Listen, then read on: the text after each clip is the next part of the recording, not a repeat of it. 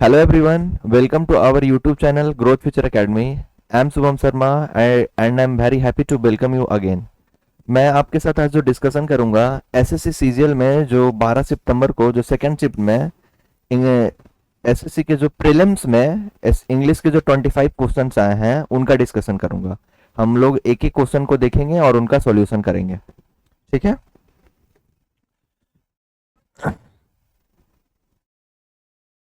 देखिए, पहला जो क्वेश्चन दिया गया है, select the most appropriate synonym of the given word. हमें सिनोनिम्स ढूंढना है पहले वर्ड में। हमारे पास जो वर्ड दिया गया है वो है एब्निगेट। एब्निगेट का मतलब होता है त्यागना, ठीक है। एब्निगेट का मतलब होता है त्यागना। अब ये देखिए, यहाँ पे डिमांड दिया गया है और एक्सेप्ट है और रिनाउंस है और सपोर्ट है। तो डिमांड का मतलब होता है किसी चीज के लिए मांग करना, और एक्सेप्ट का मतलब होता है स्वीकार करना, और रिनाउंस का मतलब भी त्यागना होता है, और सपोर्ट का मतलब होता है समर्थन करना। तो इन द सेंस हमें अगर सिनोनिम्स ढूंढना है तो ऑप्शन नंबर सी जो रिनाउंस दिया गया है ये इसका आंसर सही होगा। अब ध्यान से समझिए, जो एब्निगेट दिया गया इसका मतलब होता है सेल्फ सैक्रिफाइंग।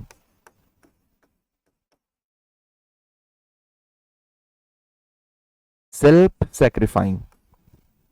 और रिनाउंस का मतलब होता है to give up something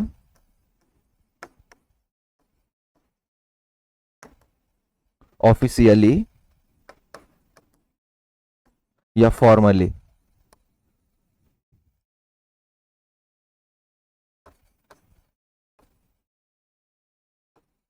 formally मेरे कहने का मतलब कि अगर हम बात करते तो एब्निगेट और रिनाउंस दोनों एक ही वर्ड है, ये एक दूसरे के सिनोनिम्स है। एब्निगेट और जो एब्निगेट का जो मतलब होता है किसी सुख सुविधा को त्यागना। जब हम वही रिनाउंस की बात करते हैं तो किसी पोस्ट या फिर कुछ ऐसे पद को त्यागना, तो उस सेंस में हम लोग यूज करते हैं रिनाउंस का, ठीक है। तो पहला जो वर्ड दिया गया था सिनोनिम्स हमें टिक करना था, तो एब्निगेट का जो सिनोनिम्स हो जाएगा वो रिनाउंस हो जाएगा। दूसरा देखिए, हमारे पास जो दिया गया है बोल रहा है कि choose the correct meaning of idiom. Move heaven to earth दिया गया है, इसका मतलब होता है to work very hard to achieve something. Achieve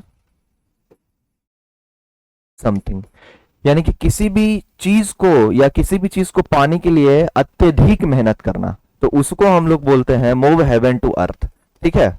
तो इसमें दिया गया है to work tirelessly to achieve something, तो ऑप्शन नंबर भी यहाँ पे सही हो जाएगा। किसी भी काम, किसी भी चीज को पाने के लिए जितना हम मेहनत करते हैं उससे ज्यादा मेहनत करना, टू मूव हेवन टू अर्थ।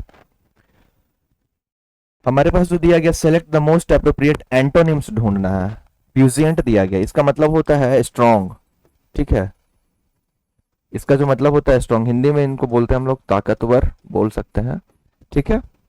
अब हमें एंटोनिम्स ढूंढना है, तो रोबस्ट का सेम ही मीनिंग है, स्ट्रॉन्ग होता है। पावरफुल का सेम ही है और स्ट्रॉन्ग दिया गया। तो फीबल का मतलब होता है कमजोर, जिसको हम लोग बोलते हैं वीक, ठीक है। तो एंटोनिम्स हमें टिक करना था, तो ऑप्शन नंबर 1 हो जाएगा। आगे देखिए, बोल रहा है कि identify the miss spelled word. यहाँ पे ए बी सी और डी, ठीक है। तो इसमें से कौन सा जो वर्ड दिया गया है जो गलत दिया गया है? तो परजर्वेंस का जो स्पेलिंग है बिल्कुल सही है, सुपरसिडी का स्पेलिंग भी सही है, एसेसिनेट का स्पेलिंग भी सही है। यहाँ पे जो गलती है प्रिवेलेज का स्पेलिंग गलती है, PRIVILEAGE होता है। प्रिविलेज का मतलब होता है विशेषाधिकार, विशेषाधिकार, ठीक है।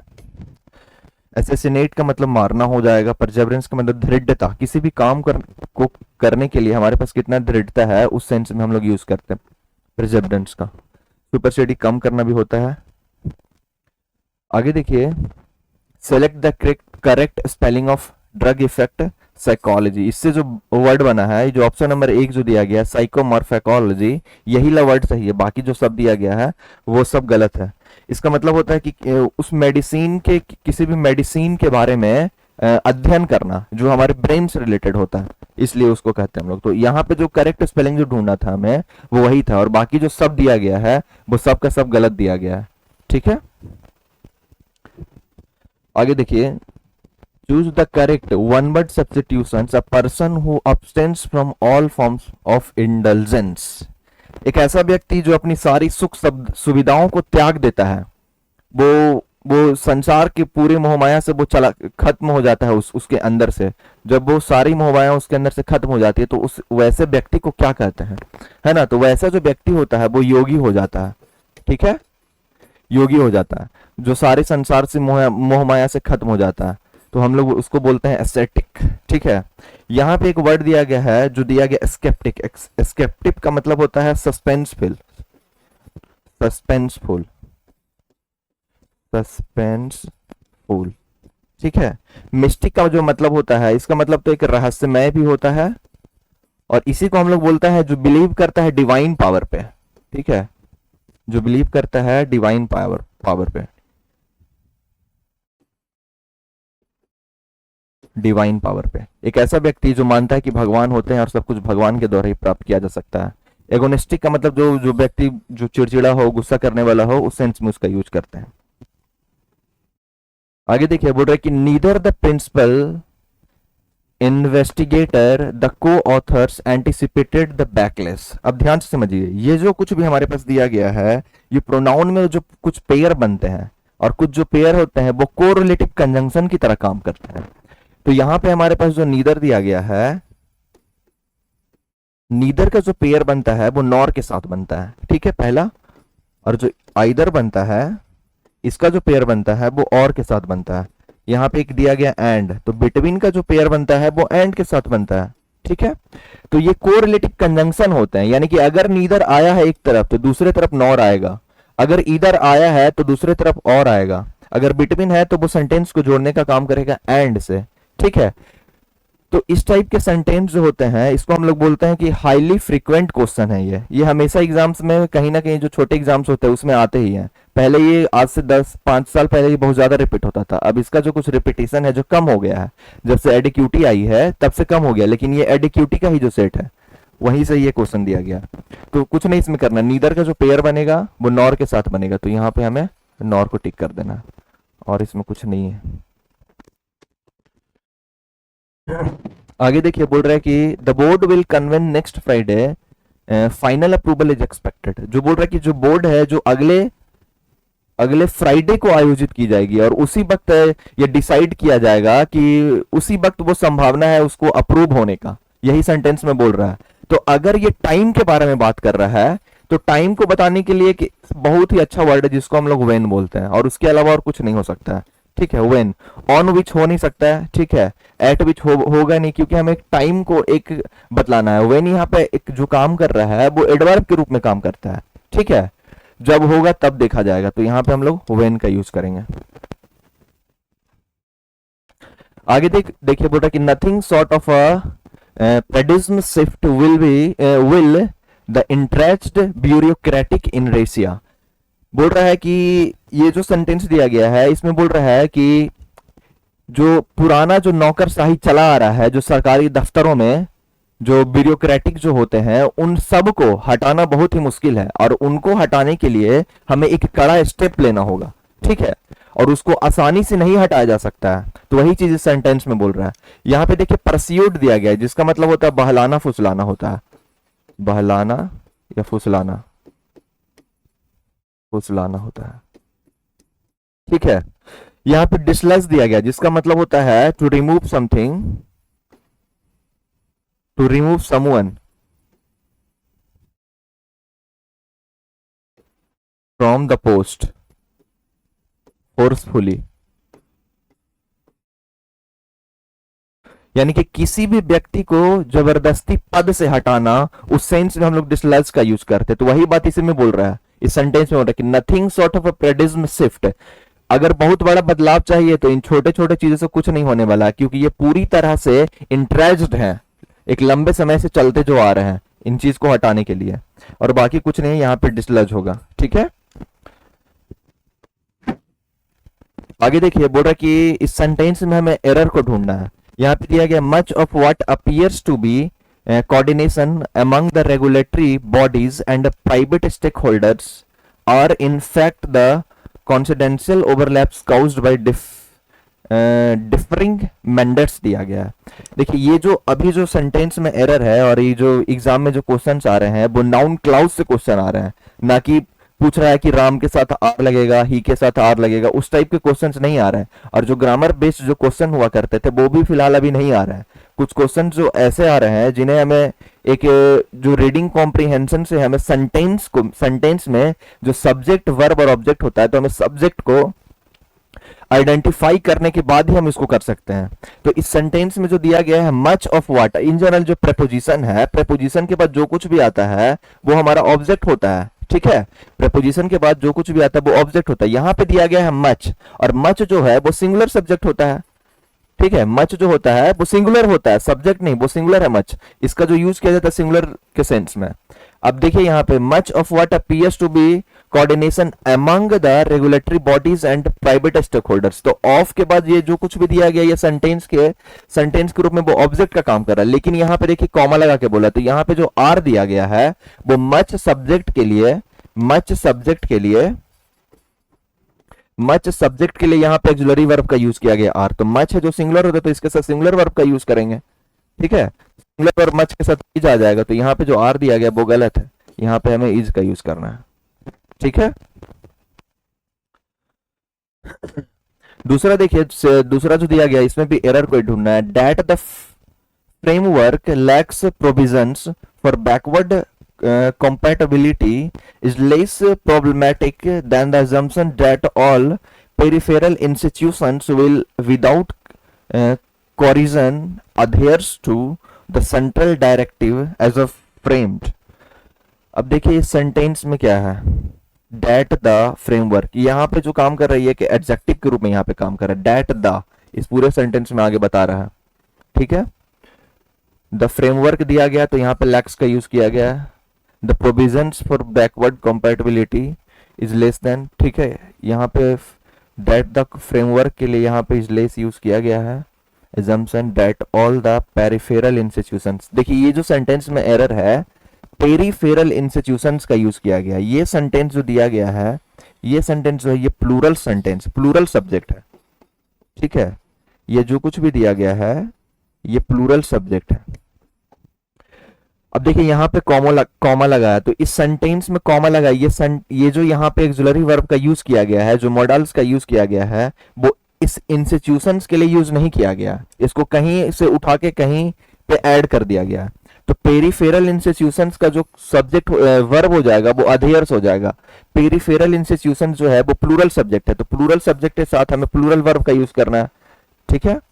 प्लूरल सब्जेक्ट के साथ हमें प्लूरल वर्ब का यूज करना है, तो अधेयर के स्थान पर हम लोग यूज करेंगे अधेयर का, ADHERE, अधेयर। ये प्लूरल है, प्लूरल वर्ब है, ठीक है।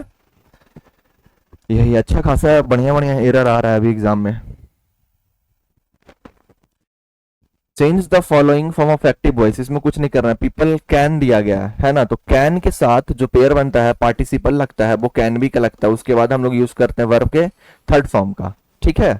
तो इन जनरल क्या होता है कि वॉइस बनाते टाइम हम लोग जो सब्जेक्ट के रूप में रहता है उसको ऑब्जेक्ट में रूप लिखते हैं, जो ऑब्जेक्ट होता है उसे सब्जेक्ट के रूप में लिखते हैं। यहाँ पे देखिए, यहाँ पे कैन सेल्डम बिंग दिया गया, तो कंटिन्यूअस में सेंटेंस होता है तब यूज करते हैं, तो ऑप्शन नंबर ए जो हो जाएगा ये गलत है। दूसरा देखिए, आर्किव मेन्यू स्क्रिप्ट कुड दिया गया, अगर सेंटेंस में कैन है वो नरेशन में जाके चेंज होता है, यहाँ पे चेंज नहीं होता है।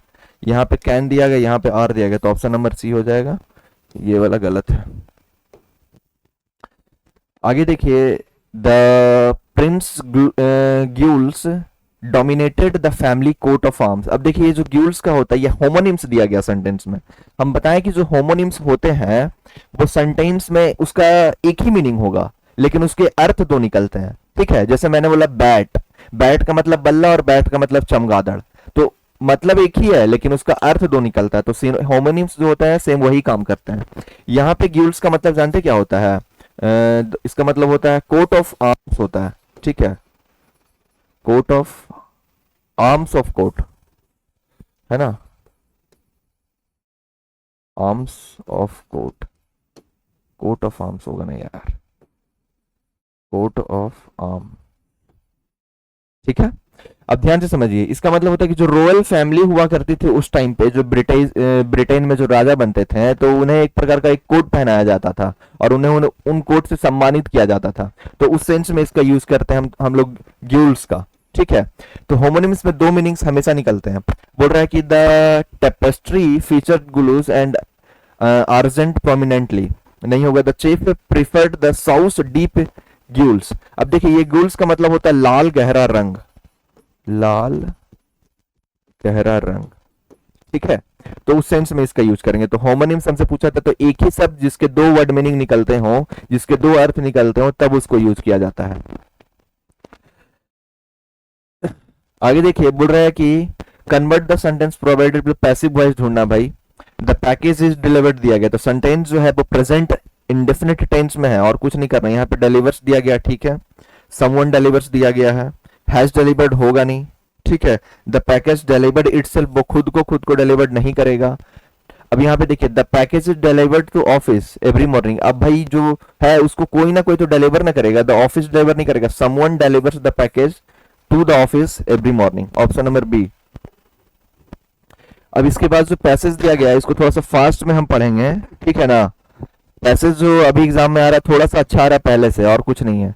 देखिए, बोल रहा है कि the proliferation of a social media has fundamentally transferred a democratic landscape, acting both as a catalyst for civic engagement and conduit for manipulation.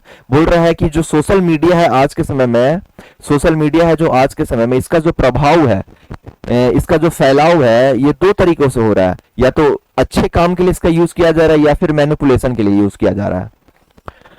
उसके बाद देखिए, platforms like Twitter, Facebook, and Instagram, once relegated to domain of a personal expression, now serve as a powerful instruments of a political discourse, enabling citizens to articulate opinions, mobilize for cause, and scrutinize authority in real time. बोल रहा है कि जो platform है अभी के time पे, जो सोशल मीडिया पे जो ट्विटर है, जो अभी एक्स के नाम से जाना जाता है, Facebook and Instagram, are relegated to domain of a personal expression. जिसका जो पहले यूज किया जाता था पर्सनल एक्सप्रेशन को दिखलाने के लिए, आज फोटो डाले तो ठीक है, पहले इसका जो यूज किया जाता था पर्सनल एक्सप्रेशन को शो करने के लिए, लेकिन आज के टाइम पे ये जो एक पावरफुल इंस्ट्रूमेंट बन गया है। अब किस लिए? तो पॉलिटिकल डिस्कोर्स जो होते हैं, जो राजनीतिक जो बातें होते हैं, उनको इनेबल कर दिया है। आजकल जो सोशल मीडिया है उन पे राजनीतिक बातें जो की जाती हैं, enabling the citizens to articulate opinions, वो अपनी बातों को वहां पर रख सकते हैं। Mobilise for cause and scrutinise authority in real time, तो वो जो रियल टाइम में, मतलब जो एक समय हो रहा है, आप डायरेक्ट उससे कांटेक्ट कर सकते हैं। वही चीज इसमें बोल रहा है कि जो सोशल मीडिया का जो प्लेटफॉर्म होता है आज के टाइम पे, बोल रहा है कि at its core democracy thrives on the free flow of information and social media ostensibly democratize this process by dismantling the traditional gatekeeping। पहले के समय में जो हुआ करता था सोशल मीडिया, जो जो ट्रेडिशनल जो परंपराएं चलती आ रही थी, उन सबको बंद करके, उन सबको पीछे छोड़ के अभी क्या कर रहा है कि हम डायरेक्ट किसी भी चीज के लिए आगे बढ़ रहे हैं। जो फ्री फ्लो इंफॉर्मेशन है वहां से कोई भी प्राप्त कर सकता है। सोशल मीडिया सबके लिए फ्री है और कोई भी व्यक्ति कुछ भी सीख सकता है और आगे बढ़ सकता है। तो वही चीज इस सेंटेंस में, ये जो पैराग्राफ है उसमें बोल रहा है। Political leaders communicate directly with constituents. बोल रहा है कि जो राजनीतिक जो लीडर हुआ करते हैं, पॉलिटिकल लीडर्स, वो डायरेक्ट बात करते हैं अपने मतदाताओं से, अपने वोटरों से, बाईपासिंग एडिटोरियल फिल्टर। जो एडिटोरियल आता था उनको पीछे हटा करके वो डायरेक्ट सोशल मीडिया के जरिए अपने लोगों से बात करते हैं। While grassroots movements harness virality to amplify the marginalised voice. बोल रहा है कि जहां जमीनी स्तर पे जो व्यक्ति हुआ करते हैं, जो नीचे तबके के जो लोग हुआ करते हैं, उनकी आवाजों को बुलंद करने के लिए ये सोशल मीडिया का भी प्रयोग करते हैं। बोल रहा है कि ड्यूरिंग द क्रिटिकल इवेंट्स भी इलेक्शंस प्रोटेस्ट्स और legislative debates, social media acts as a digital agora fostering the participatory dialogue that was once confined to town hall or a print columns. However, this unprecedented openness is double-edged। अब ध्यान से समझिए, बोल रहा है कि पहले के समय में जो क्या हुआ करता था, ड्यूरिंग द क्रिटिकल इवेंट, जब चुनाव आते हैं या फिर जब कोई आंदोलन होता है या फिर जो कोई कानूनी जो डिबेट्स होता है, यहाँ पे दिया legislative debates, social media acts as the digital agora. वहां पे जो सोशल मीडिया है वो डिजिटल एगोरा के रूप में काम करता है। पहले के टाइम पे क्या होता था कि एक व्यवस्थाओं को बैठाई जाती थी, लोग वहां पे डिबेट्स करते थे, एक टाउन हॉल जो होता था वहां पे बैठ के। लेकिन अभी जो है, अभी वो सारा चीज खत्म हो गया। लेकिन सोशल मीडिया है जो डबल एज्ड है, एक दो धारी तलवार की तरह भी काम करती है। अब दो धारी, इसमें हम लोग क्या करते हैं कि अच्छी चीज को दिखाते भी हैं, और जो जो मिसकंडक्ट होता है उसको भी दिखाते हैं। यानी कि कोई ऐसा न्यूज जो एक्चुअल में वो नहीं एग्जिस्ट करता है उसको भी शो करते हैं, और जो अच्छी बातें होती हैं उन्हें भी दिखाते हैं। तो इसीलिए यहाँ पे बोल रहा है कि ये जो है डबल एज्ड है। आगे देखिए, बोल रहा है कि the same platform that disseminate truth can also propagate the misinformation, polarized public opinion, and algorithmically reinforce the ideological seals। बोल रहा है कि वही सेम प्लेटफॉर्म जो है जहां पे वो सच्चाई को दिखलाता है, और वही प्लेटफॉर्म जो है जो मिस इन्फॉर्मेशन यानी कि गलत जो इन्फॉर्मेशन है तो उसे भी दिखलाने का काम करता है। पोलराइज पब्लिक ओपिनियन, जो दो लोगों के बीच में भड़काने का भी काम करता है, उसको भी हम लोग बोलते हैं। And algorithmically reinforcement the ideological, जो हमारी जो आइडियोलॉजी होती है उसे वो रोकने का काम करता है। इलेक्टर interference through the fake accounts, जो अभी क्या हो गया, जो चुनाव में जो इलेक्ट्रल इंटरफेरेंस जो होते हैं, जो फेक अकाउंट्स के द्वारा जो दिखाए जाते हैं, उसके बारे में भी बोल रहा है। Through the fake accounts coordinate the trolling and the spread of the disinformation campaign have threatened the electoral integrity in several democracies। बोल रहा है कि जो फेक अकाउंट्स के जरिए जो फैलाए जाते हैं, जो कुछ भी डिसइंफॉर्मेशन, जो गलत बातों को बताया जाता है, उन सब से जो चुनाव कराने पे जो इंटीग्रिटी होती है, उसकी जो नैतिकता होती है, जो इंटीग्रिटी होती है, उस पे उसका असर पड़ता है। मोर ओवर, इसके बाद भी emotionally charge content optimised for engagement rather than accuracy, often the eclipsed nuanced debate, जो सूक्ष्म जो डिबेट हुआ करते हैं, reducing political discourse to cacophony of outreach. क्या कर रहा है कि जो पॉलिटिकल जो डिस्कर्स होता है, जो राजनीतिक जो बातें हुआ करती है, उन सब को वो क्या करने का काम करता है, उनको शोरगुल में बदलने का काम करता है, और उसको आगे बढ़ के एक भड़काऊ चीज में उसको बदल देता है। The role of a social media in democracy therefore it contingent not just on its technological architecture but on the ethical frameworks the governing its use। बोल रहा है कि जो सोशल मीडिया का यूज है हमारे लोकतंत्र में, ये जो अभी क्या कर रहा है, it contingent not just on technological architecture. ये जो सोशल मीडिया है, ये अभी ये सिर्फ टेक्नोलॉजिकल आर्किटेक्चर पर डिपेंड नहीं करता है, अभी ये जो डिपेंड कर रहा है, but on the ethical frameworks of governing. इसका यूज किस प्रकार से सही ढंग से किया जाएगा, उस चीज पे ये बहुत ज्यादा निर्भर करता है।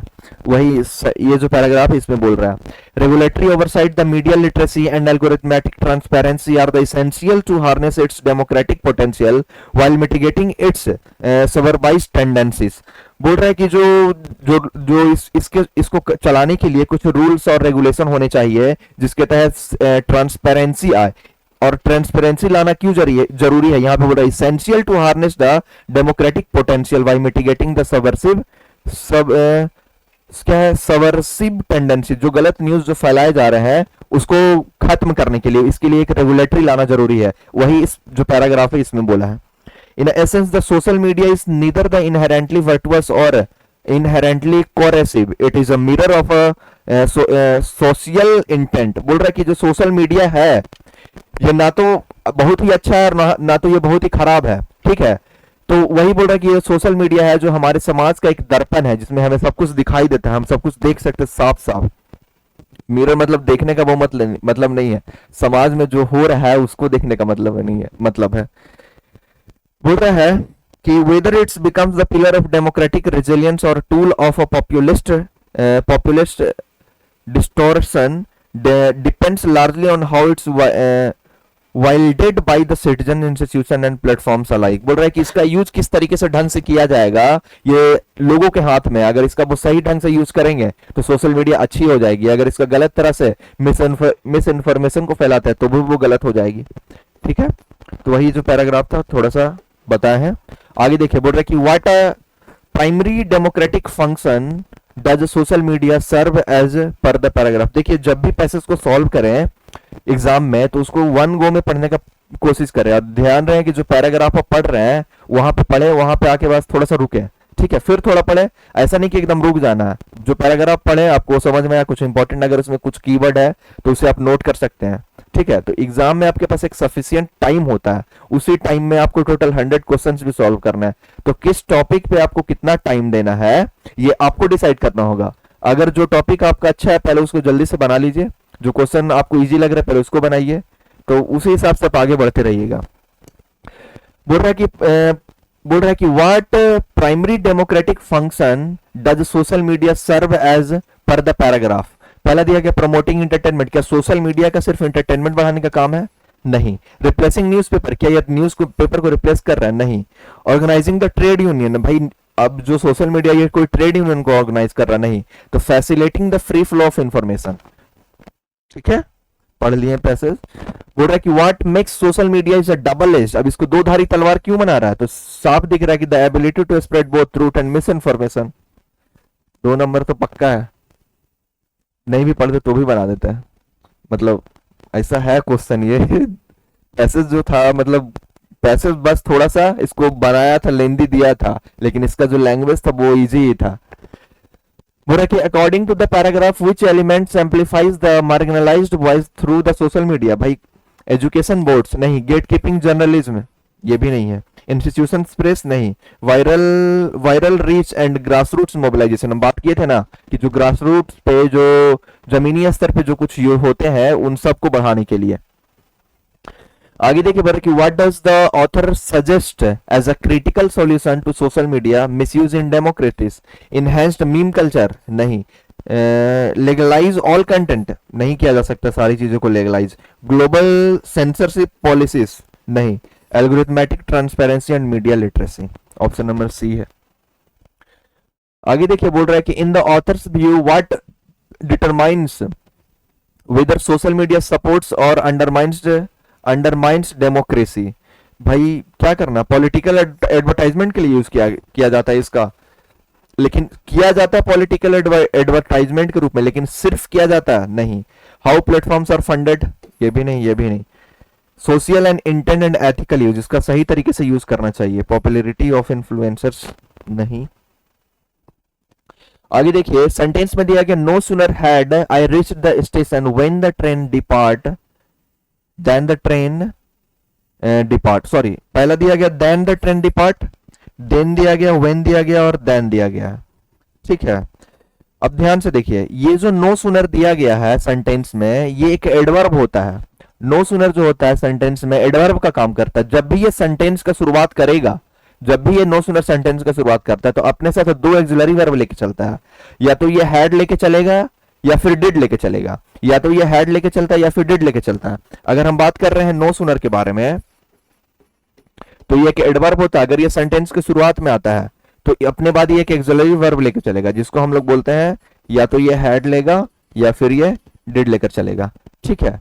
उसके बाद फिर सब्जेक्ट का यूज करते हैं। और नो सूनर के साथ जो कोरिलेटिव कंजंक्शन का यूज किया जाता है वो हमेशा देन होता है। इसके साथ जो फिक्स जो कोरिलेटिव कंजंक्शन होता है वो देन होता है। हार्डली और स्कार्सली के साथ हम लोग यूज करते हैं व्हेन का, ठीक है। हार्डली और स्कार्सली के साथ हम लोग यूज करते हैं व्हेन का, हार्डली और स्कार्सली के साथ हम लोग यूज करते हैं व्हेन का। आगे देखिए तो यहां पे बोल रहा है कि no sooner had I reach the station when दिया गया, तो अभी बोला कि नो सूनर के साथ जो कोरिलेटिव कंजंक्शन का यूज किया जाता है वो देन होता है, ठीक है। अगर हार्डली या स्कार्सली आए तो उसके लिए जो कोरिलेटिव कंजंक्शन होता है वो व्हेन होता है। आगे देखिए the manager asked the clerk to the clerk to submit the report. देखिए सेंटेंस में दो ऑब्जेक्ट होते हैं, कभी कभी सेंटेंस में दो ऑब्जेक्ट होते हैं। पहला जो ऑब्जेक्ट होता है डायरेक्ट ऑब्जेक्ट और दूसरा जो ऑब्जेक्ट होता है इनडायरेक्ट ऑब्जेक्ट। अगर सेंटेंस में डायरेक्ट ऑब्जेक्ट दिया गया है तो उसके पहले हमें किसी भी प्रीपोजिशन, हमें टू प्रीपोजिशन का यूज नहीं करना रहता है। अगर सेंटेंस में इनडायरेक्ट ऑब्जेक्ट दिया गया है तब हम यूज करते हैं टू प्रीपोजिशन का, ठीक है। तो इस सेंटेंस में दिया गया द मैनेजर आस्क्ड whom, अगर जो सेंटेंस में हमें जवाब दे हु का, whom का और what का, तो वो सेंटेंस में हमेशा डायरेक्ट ऑब्जेक्ट होगा, ठीक है। वो सेंटेंस में जो होगा हमेशा डायरेक्ट ऑब्जेक्ट होगा। अगर व्हाट, हु और whom का आंसर आपको मिल रहा है तो वो डायरेक्ट ऑब्जेक्ट होगा। अगर नहीं मिल रहा है तो वो ऑब्जेक्ट हो सकता है लेकिन वो डायरेक्ट ऑब्जेक्ट नहीं होगा, ठीक है। तो अगर द मैनेजर आस्क्ड किससे पूछा, तो डायरेक्ट ऑब्जेक्ट क्लर्क से पूछा, तो दिया गया है तो asked the clerk to submit the report, option number C. आगे देखिए बोल रहा है कि क्या है भाई, नरेशन दिया गया है, डायरेक्ट स्पीच है ना। She said I saw him last night, दिया गया V2, V2 किसमें चेंज होता है, हेड प्लस वर्ब का थर्ड फॉर्म में, ठीक है।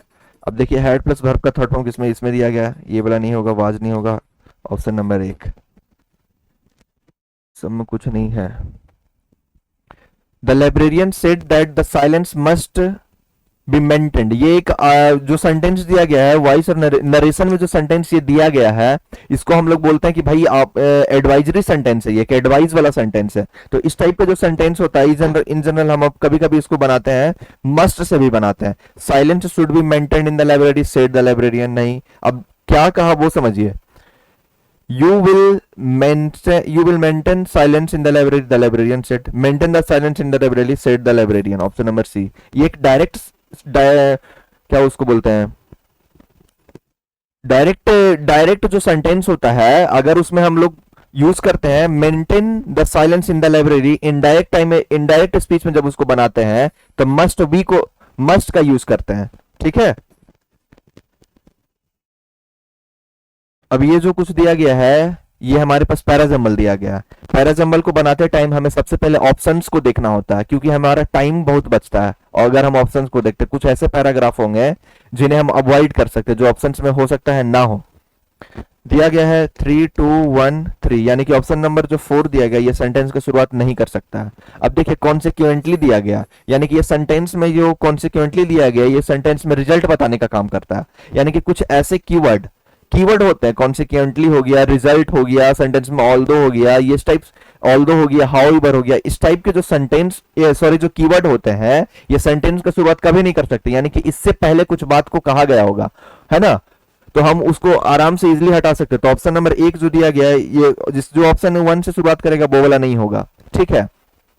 उसके बाद देखिए नॉन वर्बल क्यूज दिया गया है, such as tone of voice, facial expression and body language can convey more meaning than the verbal। अब ध्यान से समझिए, यहां पे सेंटेंस में कंपैरिजन हो रहा है, more meaning than the verbal message, ठीक है। अब ऊपर में इस सेंटेंस में नॉन वर्बल का यूज किया गया है, यहाँ पे वर्बल मैसेज का यूज किया है, तो हो सकता है ये सेंटेंस शुरुआत करे, क्योंकि नॉन वर्बल और जो वर्बल है ये दोनों एक ही सेंटेंस में दिया गया, तो हो सकता है कि ऑप्शन नंबर 2 है जो सेंटेंस का शुरुआत कर सकता है। आगे फिर देखते हैं हम लोग।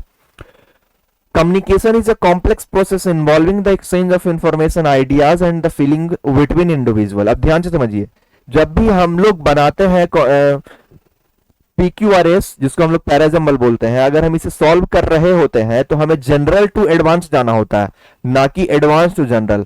पहले हम यूज करेंगे आर्टिकल ए का और एन का, उसके बाद हम जाएंगे आर्टिकल दा पे, ठीक है। पहले हम आर्टिकल ए का यूज करेंगे, उसके बाद एन का यूज करेंगे, उसके बाद दा का यूज करेंगे। पहले हम नाउन का यूज करेंगे, उसके बाद प्रोनाउन का यूज करेंगे, यानी कि हमें जनरल टू स्पेसिफिक होना है, कभी भी हम लोग स्पेसिफिक टू जनरल नहीं होते हैं। तो यहां पे हम बात कर रहे हैं कि इंट्रोडक्शन का, एक सेंटेंस है जो इंट्रोडक्शन दे रहा है कि communication is a complex process, communication के बारे में बताया कि एक कॉम्प्लेक्स प्रोसेस है, ठीक है भाई, और कोई दिक्कत नहीं। तो ऑप्शन नंबर 3 सेंटेंस का शुरुआत कर सकता है, आगे पढ़ लगता है। It is often the subtle, ये सेंटेंस की शुरुआत कभी नहीं कर सकता, क्योंकि जो हम यूज किए हैं जो प्रोनाउन इट है, यानी कि इससे पहले इसके लिए कुछ नाउन आया होगा, तो ऑप्शन नंबर 4 से जो अगर शुरुआत हो रहा है तो 4 है ही नहीं, तो 3 को मान लो 3 है, जो 3 सेंटेंस का शुरुआत करेगा, इधर भी 3 सेंटेंस का शुरुआत कर रहा है। अब 4 नंबर को पूरा पढ़ते हैं। It's often the subtle signals, अब सिग्नल्स कौन क्या देगा भाई, नॉन वर्बल वाला सिग्नल्स देगा ना, तो 3 के बाद कभी भी 4 नहीं आ सकता, पहले हम नॉन वर्बल के बारे में बात करेंगे, उसके बाद फिर हम 4 को आगे सेंटेंस में जोड़ेंगे, तो यानी कि इसमें जो बनेगा 3 2 1 और 4 बनेगा, ठीक है। आगे देखिए बोल रहा है कि अ की स्ट्रेटजी, 2142, यानी कि ऑप्शन नंबर 3 है, इससे सेंटेंस का शुरुआत नहीं हो रहा है, ठीक है। एडिशनली दिया गया, हटा दीजिए 4 नंबर को, एडिशनली बोले कि अगर सेंटेंस के ये बीच में आने का काम करता है। दिस शिफ्ट दिया गया, एक प्रोनाउन है, सेंटेंस का शुरुआत कर सकता है, किस शिफ्ट के बारे में बात कर रहा है वो हमें सेंटेंस में बताया होगा इससे पहले। दिस शिफ्ट किस शिफ्ट के बारे में बात कर रहा है वो नहीं बताया, तो 3 है भी नहीं सेंटेंस में, ठीक है। आगे पढ़िए। A key strategy to diversify energy sources transitioning from fossil fuels to renewable alternatives like solar, wind and go thermal power. अब ध्यान से समझिए, हो सकता है कि सेंटेंस की शुरुआत कर दे कि ये स्ट्रेटजी के बारे में बात कर रहा है, हो सकता है कर दे, लेकिन उससे पहले कुछ देखते हैं। To mitigate the worst effect, अब हमको किस चीज को कम करना है उसके बारे में बात कर रहा है। To mitigate the worst effects of the climate change the global community must drastically reduce its resilience. तो ऑप्शन नंबर 2 जो है ये सेंटेंस में जो दिया गया है ये एक इंट्रोडक्शन है सेंटेंस का, तो सेंटेंस में जो 2 दिया गया सेंटेंस की शुरुआत करेगा, ठीक है। उसके बाद देखिए बोल रहा है कि key strategy to diversify energy sources, ठीक है, हो सकता है एक भी कर दे। दिस शिफ्ट, अब किस शिफ्ट के बारे में बात कर रहा है वो बात की ऑप्शन नंबर 1 में, तो 2 1 3 4, ठीक है। तो ये एसएससी सीजीएल का जो क्वेश्चन था हमारे पास 25 क्वेश्चंस का टोटल मैंने आपके साथ डिस्कस किया और एक एक क्वेश्चन को देखा और समझा। ये मेरा चैनल है ग्रोथ फ्यूचर एकेडमी, आप इसे अपने दोस्तों के साथ शेयर करें, है ना, और ज्यादा से ज्यादा सब्सक्राइब करें ताकि हम कुछ आगे ग्रोथ कर पाए, ठीक है। थैंक यू फॉर वॉचिंग, जय हिंद।